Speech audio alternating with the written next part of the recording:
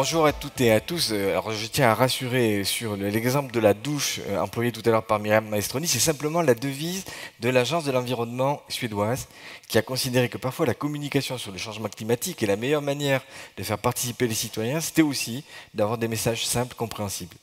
Donc, comme Vincent vient de vous le dire, j'axerai mon propos sur deux sujets. L'Europe, j'aurais envie de dire l'ardente obligation d'avoir une politique européenne de l'énergie, c'est capital.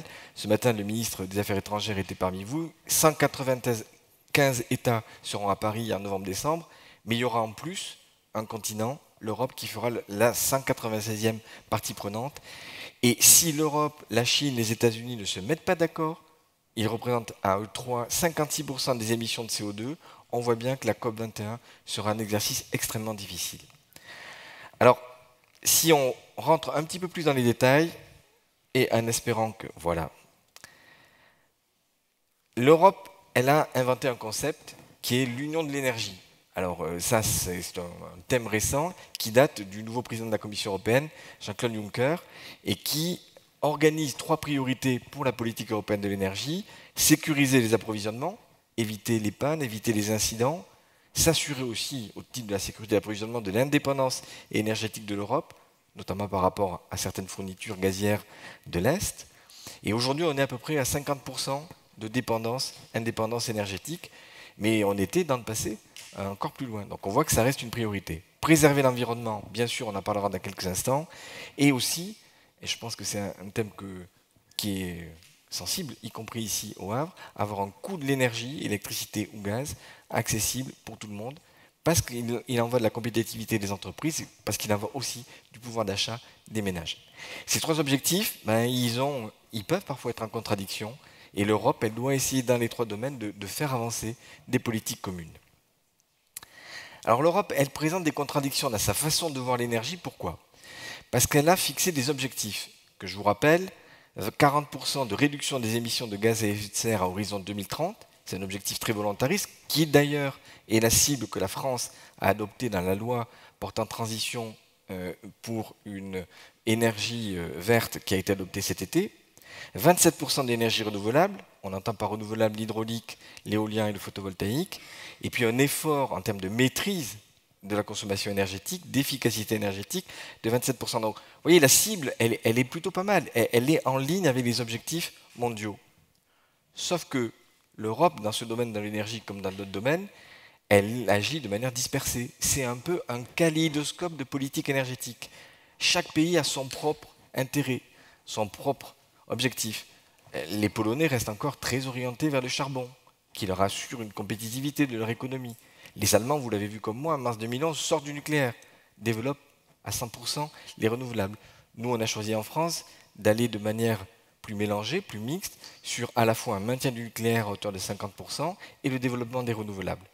Et donc on voit que tout ça, ça tire un petit peu à hue et à dia, il y a peu de moyens mis en commun, et on a des échanges, ou plutôt des objectifs, mais souvent qui ne sont pas suivis de manière concrète quant à leur réalisation. Et donc on n'a pas un vrai marché intérieur de l'énergie, on a, et ça on ne le dit pas assez aux consommateurs européens, on a un poids des taxes locales et nationales très important sur votre facture de gaz ou d'électricité. Il y a un poids de la fiscalité locale ou nationale très important, mais qui n'est pas expliqué. Il y a peu de pédagogie là-dessus. Et puis on a un phénomène structurel: plus il y a d'éolien et de photovoltaïque dans le système énergétique européen, plus il faut des réseaux. Il faut de l'intelligence. Vous savez, on emploie ce mot smart grid ou réseau intelligent. Ça veut dire que c'est un élément de complexité, et pas une montagne qu'on ne pourra pas franchir, mais c'est compliqué parce qu'il faut gérer ça au mieux au plan physique. Et donc, quand on regarde tout ça, on en arrive à une évidence, qui est un peu la trame et la conclusion du rapport que j'ai remis le 23 février au président de la République, c'est qu'il y a un domaine sur lequel les Européens pourraient travailler ensemble, c'est les réseaux, c'est ce qu'on appelle en termes techniques les infrastructures, qu'elles soient de transport, les grandes lignes ou les grands gazoducs, ou que ces infrastructures soient de distribution, les petits réseaux basse moyenne tension en électricité ou basse pression en gaz. Pourquoi les réseaux, ça pourrait être un domaine de travail en commun entre Européens? Parce qu'on sortirait des combats un peu homériques entre les partisans du nucléaire et les partisans des renouvelables. Je vous rappelle d'ailleurs pour nous Français, on est majoritairement Français dans cette salle, que les renouvelables et le nucléaire, c'est toutes deux des énergies décarbonées. Et que la France, elle a un bilan carbone en termes de système électrique qui est 15 fois meilleur que la moyenne européenne et 30 fois meilleur que la moyenne mondiale. Donc vous voyez bien que souvent le débat un peu théologique qu'on a entre les deux mériterait d'aller vers la priorité. La priorité au plan mondial, c'est la lutte contre les émissions de CO2 dues aux énergies fossiles. Et les énergies fossiles, je dis là pour tous ceux qui sont ici encore au lycée, c'est le charbon, c'est le pétrole et c'est le gaz. Et donc sortir des énergies fossiles, ça veut dire que ça, c'est un enjeu qui doit être mis en avant de tout.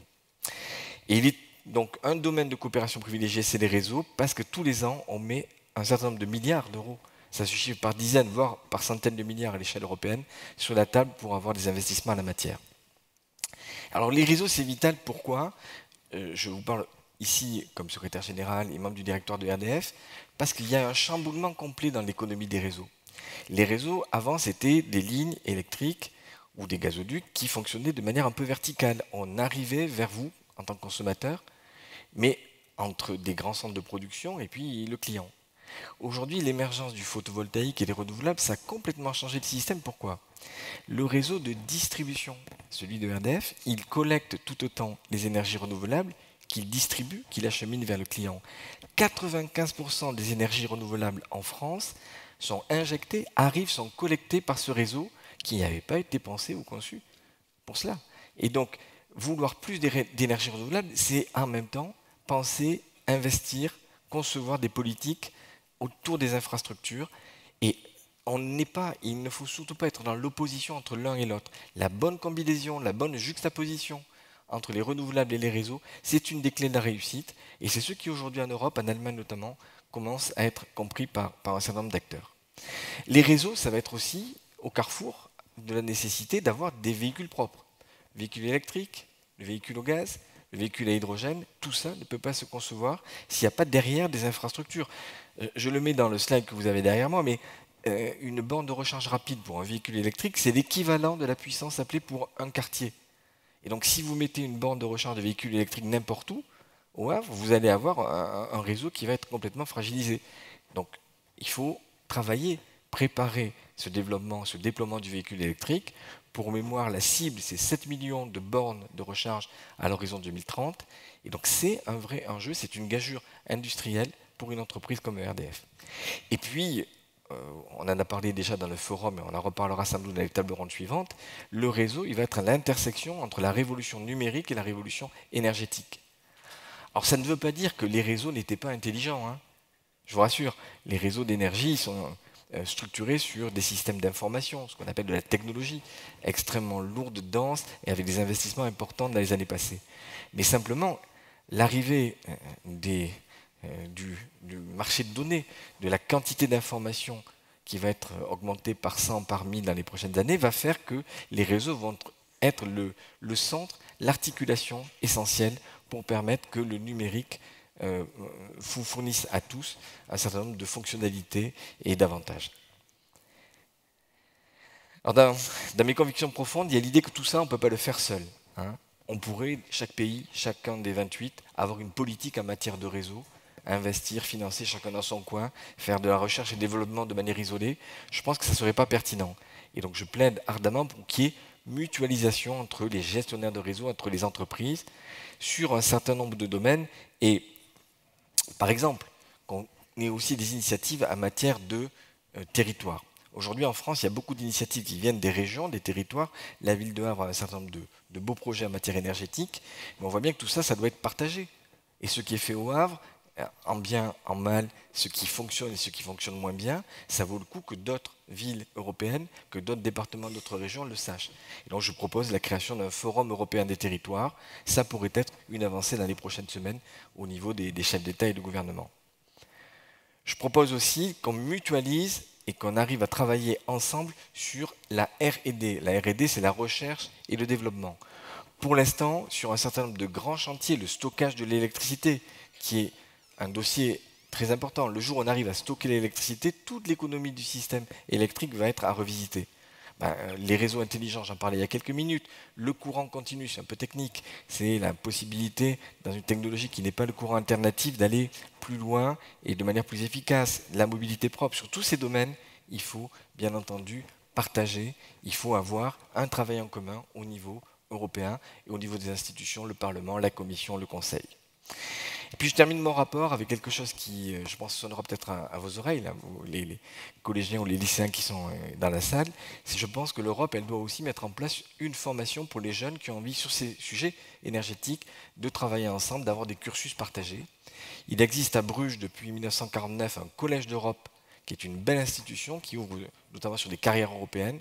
Moi, je propose qu'on crée au niveau européen, peu importe l'endroit où il sera localisé, un collège d'Europe de l'énergie qui sera un endroit où les jeunes, peut-être en master 2 ou 3, enfin en fin de parcours, pourraient se retrouver, se rassembler et affiner un petit peu leur formation dans ce domaine. Et ça pourrait être aussi un lieu de formation continue. Vous savez, les industries énergétiques européennes, elles vont être en plein chamboulement. Il va y avoir des changements profonds et un certain nombre de collaborateurs de ces entreprises. Peut-être que ce serait bien qu'il y ait un endroit sous forme un peu académique qui leur permette d'accompagner le développement des renouvelables, le développement d'une nouvelle économie énergétique en France et en Europe. Je propose aussi une plateforme de données, alors ça c'est un peu technique, mais c'est mieux partager tout ce qu'on peut avoir comme information venant de vous consommateurs et comment on peut rendre tout ça et le donner en ligne par rapport à la transition énergétique. Je propose enfin, et je regarde mon compteur pour être dans les délais des 12 minutes, la création de grands corridors européens des mobilités innovantes. Je vous renvoie sur mon rapport pour savoir ce que ça veut dire. En gros, on pourrait sur 12 000 km d'autoroutes européennes équiper tous les 80 km des systèmes de stations de recharge pour les véhicules électriques, les véhicules propres, les véhicules hydrogène, gaz. En gros, si vous voulez aller du Havre à Paris, que vous puissiez ne pas tomber en panne à 50 km d'ici. C'est une évidence, mais l'Europe pourrait s'emparer d'une proposition de ce type qui n'est pas très onéreuse et qui ferait partie d'un sujet où l'Europe parlerait un petit peu aux citoyens. Je vous remercie. Merci de votre attention.